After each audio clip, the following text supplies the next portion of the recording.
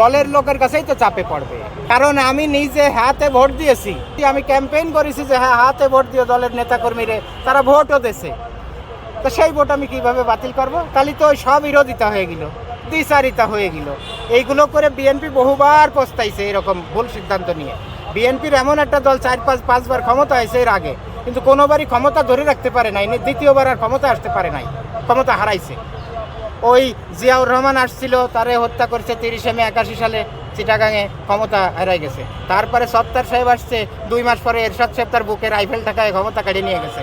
তারপরে 91 সালে খালেদা জিয়া ক্ষমতা আসছে, 94 মাগুরার উপনির্বাচন, তারপরে ঢাকা 10-এর ওই ফালুরে এমপি বানানো মেজর মান্নানরে বাদ দিয়ে ওই ভোট কেটে ছিঁড়ে নেওয়া এই সংসদীয় গণতন্ত্রের মৃত্যু ঘটায় দিল।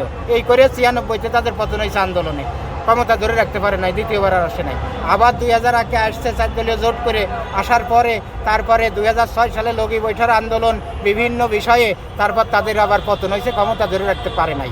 তা এবার আশা করি পুরনোর অতীত থেকে শিক্ষা নিয়ে অন্তত ভালোভাবে চলুক, যাতে ওই অতীতের রেকর্ড আর না আসে, নতুন রেকর্ড সৃষ্টি করুক তারা, যে আগামী নির্বাচনেও আমাদেরকে মানুষ পছন্দ করে ভোট দিয়ে আবার ক্ষমতা আনছে।